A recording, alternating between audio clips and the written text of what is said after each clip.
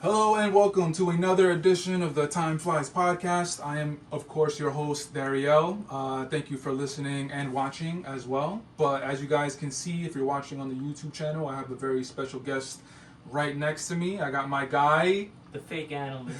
What's good, bro? How you doing? Yes, sir. Chilling. How you been? Maintaining, as always. Maintaining. Staying above water out here. Every time I listen to our podcast, and then when I ask you that question, it's like maintaining. More merch ideas. Word, right? So if you're watching this and listening to this, thank you very much. We're gonna continue our review of the Genius epic documentary of the genius Kanye. Yes. And today we're gonna be covering episode 2. So wanna get right into it? Let's go. So episode 2, first thing that comes to mind is it's like one of the opening scenes where you see Rockefeller. They're shooting a music video for Petey Crack, and then you could see how like they're putting their energy behind Petey Crack. Yeah, Petey Crack is the star of the future of the label, I guess, at that point. I'm just like, are you kidding me right now? Like, you know, in hindsight, knowing what we know now, it makes 0 sense. the absolute negative 20%. But at the time, with Freeway and Beanie Siegel and like that small little Philly movement that was happening, Petey Crack was talented. He was talented, and he did weird shit with flows, and he had star quality, but it was nothing next to the weapon that they had hidden and tucked away in the chamber, just making beats for him. What was one of can you name me a Petey Crack joint? A Petey Crack joint. I can name like the Rockefeller. Like I remember him on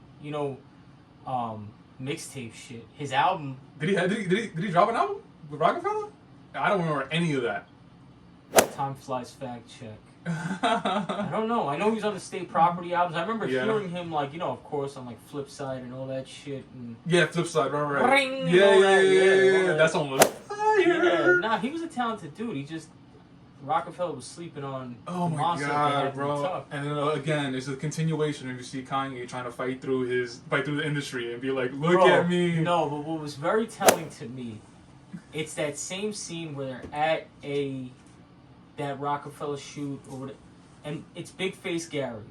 Big Face Gary has a podcast now, longtime Rockefeller affiliate, and he's telling Kanye like, yo, this is the man, this is the best rapper producer. Oh, he's like, nah. And he got tight because he was still fighting for that respect. But, this episode shows that trajectory clearly, like how it all starts to piece together. And people have no choice but to believe in him. Even Dame has to say, think of Dame Dash, right?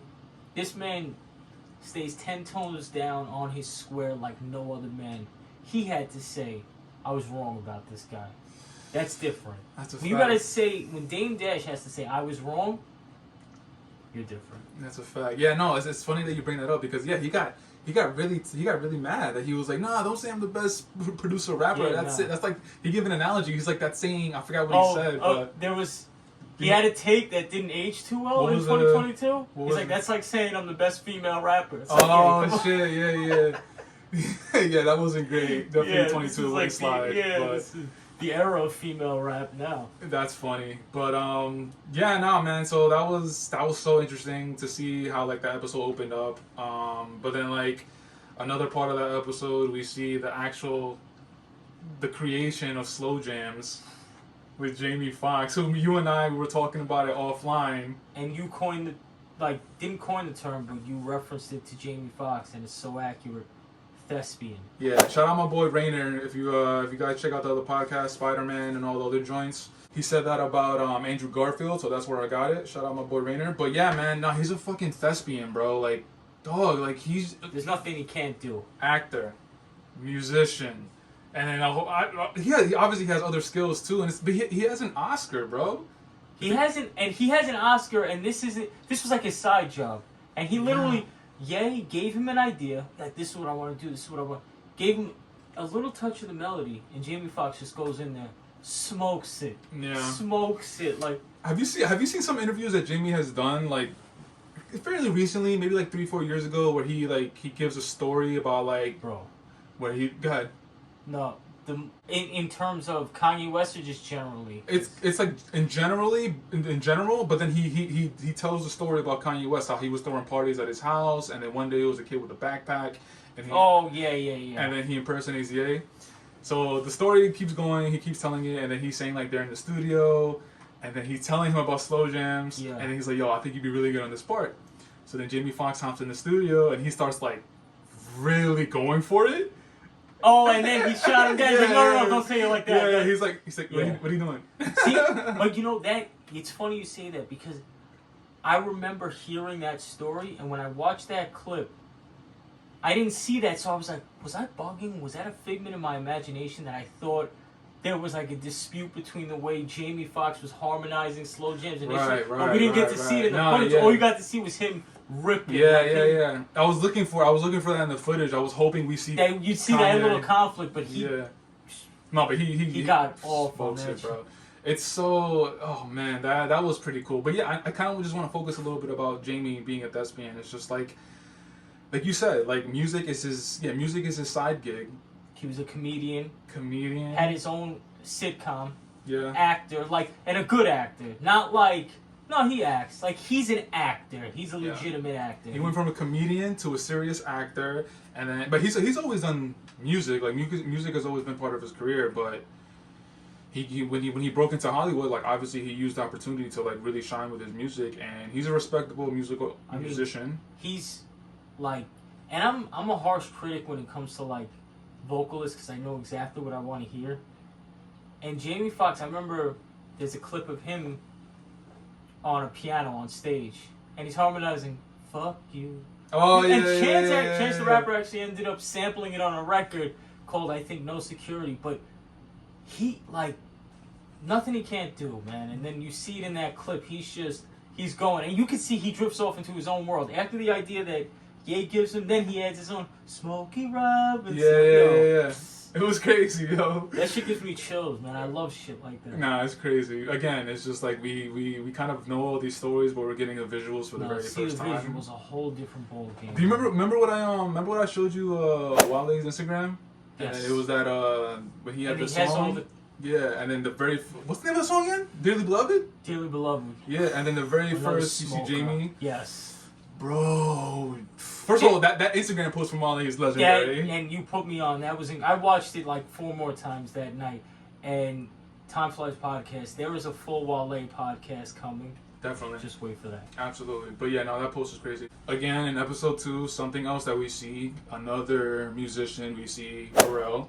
And I was just telling your wonderful hostess right here, is that I already had like the top tier utmost respect for that man, Pharrell, because he's always been seemingly humble. He's had the highest of heights. He bounced between the pop world, the most hip hop grimy world, from fucking Noriega to Minions and everything in between.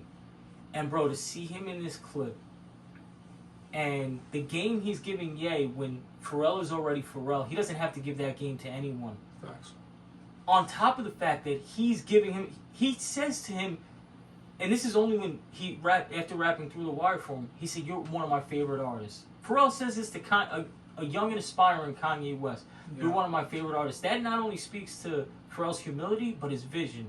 Because he knew, even when he's telling him to channel his energy, like, he knew you're not the type of guy who's going to lose your hustle, but stay on track. Like, Pharrell, man, protect Pharrell at all costs. That man, he's less than a god, but more than a human. That guy, Pharrell. What's that term where when you hear sounds, you see colors? What's the term of that? Synesthesia. Synesthesia. Do you have that? I don't. You said something. Yeah, no. We spoke about, because we were having a conversation similar to this. I believe Pharrell's one of them. Kanye said it too. Did he? Kanye said. But there's one more. We were talking about someone who had synesthesia, which basically means like you'll hear a sound and you'll associate it directly with that's blue. And so their idea of music is compatible to like an artist's color palette. They see it the same way. So like we're talking about these sneakers. Fire. Amélion d'Or. fire. Oh, sponsor the Teddy pod, Smith, please, Teddy. Queens. If you watch this, Queens all day, but sponsor the pod anyway. But you see how, like, just the color palette, just the sensitivity to colors and where they go. That's the way that these guys see music, and I think it's an overall artistic expression. The reason why I asked you if you had it, because I remember I think in the Kanye West pod, ranking the albums, go check that out. Fire. But I think in one of the songs, I think it was maybe Devil Knew the Dress, you said something, you were like, yo, when I heard that, like, colors started going everywhere. Yeah, no, it happens. So that's why I asked you. It happens to me periodically, but not like consistently. Not like I hear something and I automatically associate it with. Like, there's people who could map out their synesthesia for you. But you actually see it? Like, you actually see colors. Yeah, like, there's a dude that, Mateo something, he was on the Flagrant 2 podcast, and he was saying he hears certain things, and he associates it with, like, a family of colors. So, like, this is a darker yellow, or this is a darker blue. It's weird. It's different, man. Like, if I have it, it's to a very mild degree, not to these like, just aliens. But yeah, no, man, that moment was amazing when Pharrell's giving him his props, and then you could see he walks out of the studio, he like walks down the hall a little bit. It gives him his prop, and a guy like Pharrell doesn't have to do all that, and most of them at that time too probably didn't. I guarantee you, no shot, but I don't think you're gonna see Timbaland reacting to something like that at that point. 2003 Timbaland with, you know, an aspiring Kanye West. Pharrell is just that dude, man. Like, yeah, and that's funny. It's funny you said earlier, like, you protect Pharrell at all costs, and that's a fact. Like, he's another cornerstone in the culture of hip hop in general. Like, 100%. And it's so true. Like, he goes from pop, and then he goes into hip hop. Nori to Minions, Noriega to Minions, Super Thug. Yeah, Super Thug. Oh no! God, What? God, that's Super Thug. Oh my God! Jesus, that beat is so good, bro. And this is a gay pod, but that beat. No, we're gonna bounce around because you see a lot of people in this, and you can't just overlook the fact that Pharrell called it into. And Nori, like, yo, I love Nori. I love his first album, but bro, you have to dissect his bars, and it's not because it's like overly complex, but he's saying shit like, "They got a cocker spaniel," and he's referring to a gut like, "Run laps around the English Channel." Yo, crazy, man. Oh, I love that record. Yeah, no, Super Thug and Oh No is crazy. Another interesting tidbit from this episode, we get to see the idea of what Ye originally had for the Through the Wire video, which is we find out because D-Ray, the comedian D-Ray Davis, is driving Ye around. I know all my spit. Yeah, and then we hear Ye say that his original idea was getting different people to drive him around, but he's rapping through the wire to people, like, in the car. Yeah. And I just thought that was super interesting because obviously we know what the video ended up being. It's like the footage that Cootie shot of him with his jaw broke. Groundbreaking. Right, definitely groundbreaking. But that's the it's a initial collage of pictures that he was taking. Yeah, awesome. And that was the finished product. But it was I thought it was just cool to see, like, where his mind was prior to the finished product. Like I said, we're gonna bounce around because this was just super interesting. But didn't Black Star have a video like that, or was that just how they performed a song on Dave Chappelle? Remember, there's a video of Mos Def rapping the Black Star record, and it's Dave Chappelle driving the car. I don't remember that. I'm not sure if it was just like a performance on the Chappelle show, or if it was a Black Star record. But it is an interesting concept just for a video. No, I don't remember. See, sorry, I dropped the ball. No, but Kanye was thinking abstract from Jump Street. That's what that tells me. And listen, that was cool, but I'm thankful that the video ended up the way it did because, I mean, and then with this specific part of the documentary, you kind of see the backstory to all those little clips that you saw then, like D-Ray Davis, even like the picture of him all swollen up. I think they had even the X-rays from the dentist, which those dentist scenes were hard for me to watch. It was real in depth, like with the they were because they were trying to get the wire out of his. Yeah, bro. Yeah, and then he didn't. Even the dentist telling him like, you shouldn't do this. He's like, yeah, okay, fuck that. Yeah. Remember when the dentist took out the wire in his mouth and he was like, I want to keep that for my mom, and then the dentist was saying like, why would you want to keep that? Yeah, one thing I'm learning with Ye, whether it's the retainer or he's got a weird thing with like mouthpieces, and I don't know what. Well, I don't know.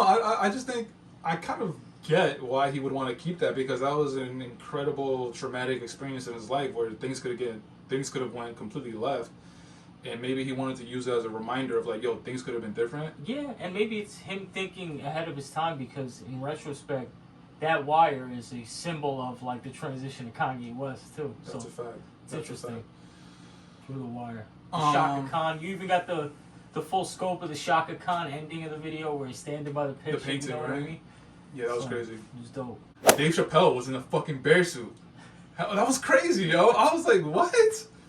I was like, wow, that's insane. Dave Chappelle was another one who was early on the Kanye boat, and I think that was all like the because like we spoke about in the last episode about episode 1 of Genius, Mos Def and Talib were like the number one on Kanye's train. Like they were ahead of the curve before anyone else. They didn't. Yeah. And I think it all became then it did, because Chappelle was close with the Black Star camp. Yeah. He would have the and if you remember, I mean, this wasn't that early, but Dave Chappelle's Block Party, the movie, had West Get 'Em High. Common was in there, Talib. Yeah. So him in a bear suit. But he was in the bear suit only for the album photo shoot, or like that was my understanding. I could be wrong, right? Because I feel like he was, because it wasn't him all the time. Nah, I don't think so. I think it was him for the album photo shoot, but then like he would pop in as the bear for like maybe concerts that he was around for, maybe, or something like that. Yeah, Tom Flies listeners, fact check us. Yeah, in the comments, whatever you gotta do. And like my man Mike says, be tasteful. Be tasteful. Be tasteful. Don't be mean. Don't say we don't know anything. But you know we're or don't be tasteful. Be a scumbag. A scumbag. And then of course we get one of the most impactful scenes of the whole documentaries. Yes. The whole documentary. Let's get to it. Go ahead. You already know what I'm gonna say, right? Def Poetry Jam. Yeah. After. Yeah, so he does his Subconscious, right? Yes, he did. He was. One thing I also learned is he was milking the shit out of that record before, he was getting his shit off. He was using that for everything. He was in the Rockefeller offices, every office, then he was using it. I mean, it's amazing. Complex, it's really good. It's well arranged, so I get it. But. So he does his set at Def Poetry Jam. I can't talk tonight. Sorry about that. But yeah, he does his set and his Subconscious, and then you immediately right after you see him and his mom walking outside. Heavy. Bro, man. Heavy. And she's just saying how much she loves him, how much she loves it, the lyrics, and she's just saying how much she praises him, and it's just like, again, it's just like, man, if all that shit never went down, like what would have happened? She is the poster child of being a supportive parent. Like, that's what you learn through all this. And you see, like, it's so funny. You know, my father, little mini story time, but my father used to tell me, like, when you have a group of friends or whatever it may be, you guys might go years without seeing each other, but when you get back to it, the dynamic remains the same. So the big guy's still the big guy, the guy and it's kind of like no matter where Kanye was in his career, when he's around his mom, he becomes the kid again.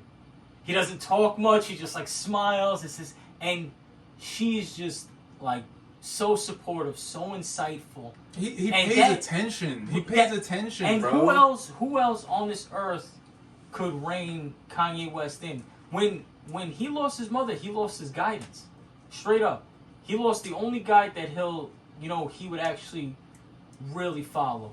And it's very telling. It's something that I think we all assume, but like you said earlier, just like with the stories and everything, it's something we've heard, we've read, but to see it is different. So you're seeing, oh no, when he lost his mother, he completely derailed and went off track. He lost that voice. Yeah, I know. I know, and I just keep thinking about what could have. I mean, he went on to become obviously one of, if not the most successful artist of his generation. But it's like the way he's gone about it, I don't think it would have been the same if his mom was here. I mean, what decisions does he make in terms of, acting out, in terms of the women he chooses to deal with? Yeah. There's a lot that goes into it. Yeah, but nah, man, it's just like that dynamic that he has with his mom is so telling. It's so like between them two, like it's so personal. It's so like, and I'm just reiterating everything you're saying. It's just like you see that he's paying attention to her. You're seeing that he bows down to her. You see that everything she says, he's like taking into account, and it's just like, yeah, man. When he loses his mom, it's like things just go left, and we'll never know exactly what could have been different, how things looked. I mean, I still feel he would have been one of, if not the most important artist of his generation. I think that was inevitable. Right, that was inevitable. It's just I think the course could have been a little cleaner, but who knows? Maybe that adds something to his character. The fact that he did it in a very rogue way, but I think the course would have been a little cleaner had there been a little more guidance. So who knows? Maybe Kanye would have flown all the way off the tracks and had a point in time where he was at odds with even his mother. Who knows where it could go? There's a lot of different ultimatums, a lot of different roads, but I'd like to assume that he would have just always kind of stayed under the guise of his mother, which she's a very wise woman. Rest in peace. R.I.P. Big facts. Another great scene that we get in episode 2 is when Kanye is spitting his verse for the bounce, for the blueprint, and Jay is giving him all types, and it's interesting because I feel like that's the point where you start to notice, like, okay, Rockefeller's starting to inch its way into accepting Kanye the rapper. Yeah. Because you see him in the studio with Jay. And I remember we've seen some of that footage. If you've ever seen the Fade to Black DVD, there was footage of that studio session. Not that song, but you see, like, Jay giving support. I mean... Yeah, and Ye says that, like he in that specific moment, like he was trying to get the respect as a rapper, and then he said, he was like, yo, like if I'm gonna get the respect of a rapper, I'm gonna go straight to the source. Because I remember him saying something like that, like he's tired of asking around, and he was like, yo, I'm gonna go straight to Jay, rap my verse, and then if he likes it, he puts me on, and that's what ended up happening. He put him on the bounce, he put him on the album, and obviously that verse was stupid though. It was. That verse is stupid. Yeah, it was. How did he start that off? I don't remember the verse, but it was though. But yeah, you're right. Jay gives him like advice. He's like, "Yo, come in this way." He's like, "Say it this way." Yeah, he's telling him, "No, you started up here, but stay consistent." Like Jay-Z was coaching, and that was Do you remember Black Album era Jay? So yeah, that was Black. Blueprint 2 Black Album. Do you remember as he's walking out and he looks into the camera to Cootie? Remember what he says? Cootie asks him. He's like, "What do you think about the verse? Or what do you think about Ye?" And he's like, "He's hot." Yeah. Such a Jay-Z response. He's like, "He's hot." He's like, "Still can't fuck with me, but he's alright." Like, he's one of the ones. Yeah. Holla. With Jay, I feel like everything is a business negotiation because he didn't want to give too much at that point. Yeah. Like, he didn't want to be like, "Nah, this is the future," because then he's got to pay him like he's the future. So he's just like, "Yeah, he's hot. He's alright." Yeah. Peace. That's it. That shit was funny. That's. And then the other scene that we get is Jesus Walks. The Jesus Walks. It's funny because I think it's the end of the first episode, or maybe it's the beginning of this. It loses me because I watched it all as one almost. But Cootie's telling him when Kanye is going to him like, "Yo, I have this vision and I want Hype to direct Jesus Walks," and Cootie's like, "All right, man, do you?" And Cootie says, he's like, "You're gonna come back and say he fucked something up and you want me to do it." He says it, and then they laugh it off, but that's exactly what happens. And, I mean, the version that Cootie directed was like far less I mean, it's Hype Williams, so he's gonna be everywhere. But I had to see that footage to remember that video. Yeah, me too. And that video wasn't out there like that. I saw it at the time because I was early. Well, the song is controversial at the moment. I mean, it still is kind of, but... But at that moment, it was groundbreaking because, like we spoke about, nobody had made a song like that before and had it on, like, mainstream radio. It was on his first album. And it's on his first album. He's talking all types of, what the Midwest is, young and restless. Which I just found out, that was a Rhyme Fest bar. That was, like, Rhyme Fest verse, I think, on the... So, let me say something real quick. Shout out to Rhyme Fest. Big fact. Let me say something real quick. So, the viewers and listeners, you guys might not like this, but me and Mike and I, we keep things real. We're realists. So, what I'm about to say is... Ye's my guy. No, I'm going to do it. Ye's my guy, okay? But when Drake got the flack for using Quentin Miller's bars in the reference, right? Yeah. Like he got basically shunned, and everyone was like, "Yo, you can't be a top 10 MC ever," right? That also changed hip hop forever. That's a fact. But if we're being honest, man, like just off this documentary, look at all the people around him. And you just said Rhyme Feed. That was a Rhyme Fest bar. Like Ye took bars from other people, dog. I think, but the one thing I think to Ye's credit in that conversation, I think he's always been more or less pretty open about the fact that like Rhyme Fest was around, Consequence was around. Yeah. Like, because I think he always made it like it was a musical thing. Just like you have arrangements for instrumentation, I have an arrangement of writers like that. So Ye writes some of his shit, but I don't remember like a point where anyone came out and like, yo, he's got ghostwriters. I think everyone kind of it was never that. Because people always kind of knew, like Rhyme Fest was around, Consequence was around. Like I don't think he ever hit that, and that's why when it comes to a lot of the top 5 conversations, Kanye West is treated more like a Dr. Dre or like a Puff. Yeah. Like where it's like Dr. Dre has memorable verses. He has but Snoop wrote a lot of that shit. Like right. Snoop, and so Jay.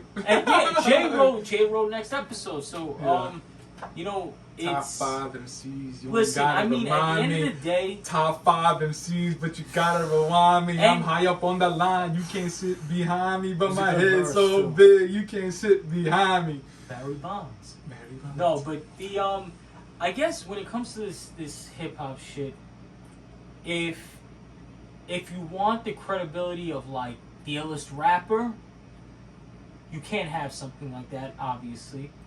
But if you just want to make the best music, I don't think that there's any shame in like, yeah, so I took Rhyme Fest, you know what the Midwest is, young and restless, which is fucking like, I remember even as like a 13-year-old kid being like, damn, that's so fucking hard, like that. But you know, and so I think Kanye West has always had the bigger picture, even though like he wanted his respect as a rapper clearly, but he also wanted to be exactly what he is, just a musical genius, and he put together these quality products with. I mean, he was even open about how he struggled with the drums in his production early on, and he'd bring in guys like Q-Tip or bring in Timbaland here. I think Dre and him collaborated later down the line, but I remember. So he's very open about collaboration. He doesn't seem to run from that or shy from that. I just feel like people don't really like. I feel like people don't really like bring that up whenever the conversation of Kanye. It's like, yo, like, he's a rapper, but like, it's not all him, and people don't bring it up at all. And I'm just like, everybody who raps does that. They take lines from everybody. So it's like, I mean, whatever. I'm Ye all day. I'm a Ye stan over Drake, but I just feel bad for Drake that he got his. I really feel bad for Quentin Miller. Quentin Miller's the one who took the major L because after that, people viewed him as the bad guy in that situation. But but I mean, the case. Anyway, that's just the thought that came into my mind with that whole when that came up. And then one of the last scenes that we get for episode 2, we see Ye accepting the Grammy for College Dropout. So it caps off the episode perfectly because you start seeing the trajectory and then you see that first Grammy, and this is where the transition starts to happen, and it's one of the more notable Grammy speeches in all of history. I'll pass the rock to you for that. Yeah, nah, that Grammy speech is always great. I just know the ending when he's just like, everybody asked me how I'm gonna react if I didn't win. I guess we'll never know. Yeah, and he holds the Grammy up. That shit was fire. You know, it was fire, and something that was like, it was great to see, but it was also kind of sad to see because in the crowd you see all the names of the names, and they're all so happy for the Kanye West, this kid, this underdog. Look at this guy. He came up, and you know. I'm sure over the years the opinions have changed and varied, but that one moment in time, it was like everyone was rooting for Kanye West at that point because this was the underdog. You see everyone from Ellen DeGeneres to fucking Christina Milian, like anyone in that Grammy crowd, and they were so happy for this guy because he was well on his way at that point, and then that's the beginning of history and hip hop as we know it. Like that's, you know. Yeah, no, that speech is legendary. I love that speech. But yeah, so that's episode 2. Dos. That's episode 2, numero dos. And I mean, since the documentary ended, a lot of people have been debating what's the best episode of the documentary. We still have one more to go, but episode 2 is definitely strong. Yeah. Very strong. Super strong. And yeah, like I'm trying to keep it short, sweet, and simple for the viewers and listeners. So we'll check you guys out in the next episode where we review episode 3. Sorry, but before we head out, Mike, of course, please give out your handles. Do this every single time. I'm trying to shed light to my guests. Try to give them much energy as possible. You feel me? My personal, simple, /Mike.Pruno, P as in Peter, RUNO. My blog stuff inspired by Gold Ropes. Inspired by Gold Ropes. Go check him out, man. Go check him out. This guy is a hip-hop / musical encyclopedia. This is why I have him on these pods. And this shit is very interesting. And like I said before, whenever you start posting, man, let me know. I'm going to reciprocate the energy. And yeah, man, as far as time flies, you guys can check out the links below. I'm going to have the links below for Instagram, Twitter, the website, YouTube. Check the links out below. If you're watching this video, please hit that subscribe button. If you're listening to the podcast, please subscribe to the podcast on Apple and Spotify. Leave comments. Every little bit helps. Yes, and again, just like my man Mike says, keep it tasteful or not. But we definitely would love to engage in conversations with people that are listening and watching. So yeah, until next time, we'll check you out later. Time flies going up. Peace. Peace.